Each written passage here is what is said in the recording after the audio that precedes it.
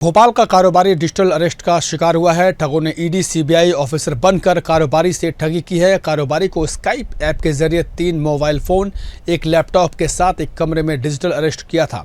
6 घंटे तक digital arrest रहे कारोबारी को राज्य साइबर सेल पुलिस ने मौके पर पहुंचकर पकड़ा है। देश और प्रदेश का संभवतः पहला केस है जब साइबर सेल पुलिस ने लाइव कार्रवाई की है।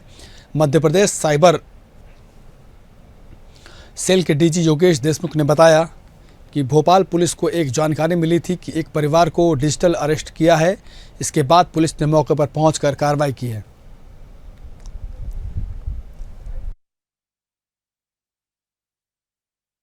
आज दोपहर को करीब 1:30 बजे मेरे को फ़ोन आया। टेलीकॉम रेगुलेटरी अथॉरिटी से बोल रहे हैं कि आपका आधार कार्ड यूज़ करके किसी ने एक फ्रॉड आपका सिम लिया है।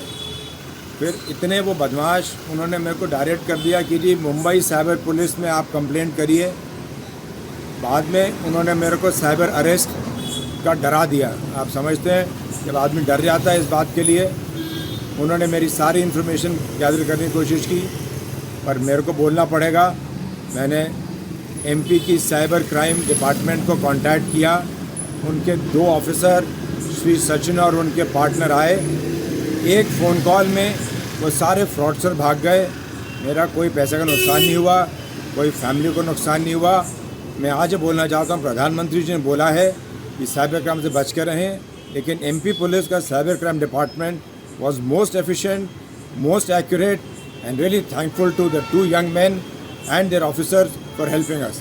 Thank you जी, जय हिंद। भोपाल पुलिस को कल रात को एक जानकारी मिली थी कि कुछ व्यक्ति है जो कह रहा है कि उनके पूरे परिवार में सभी का इंटरोगेशन हो रहा है, इसलिए वो किसी से मिल नहीं सकते हैं।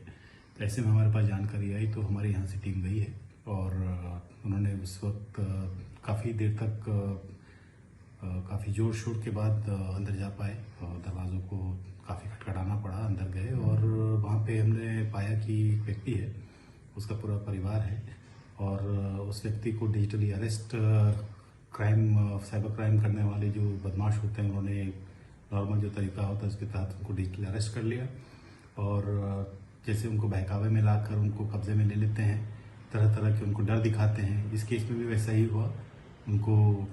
उनके सिम नंबर किसी केस में, क्राइम के केस में, ड्रग के केस में, सीबीआई के केस में, ईडी के केस में ऐसा करते करते उनको फंसा लिया और उनको उलझा दिया और कहा कि अगर आप बाहर जाएंगे तो आपका एकदम पुलिस अरेस्ट कर लेगी, हमको आपका पूरा वेरीफाई करना है। ऐसे करके उन्होंने उनको डिजिटली अरेस्ट कर लिया, बिल्कुल बाहर नहीं जाने दिया घंटों तक। और उनकी वाइफ थी, उनको भी ऐसे ही उलझा दिया, डरा दिया। जब हमें जानकारी मिली तो हम वहाँ पे फोर्सिबली अंदर गए हैं और जैसे ही पुलिस को उन्होंने आते हुए देखा है, फटाफट उन्होंने अपने सारे स्काइप और सब कुछ मोबाइल बंद करके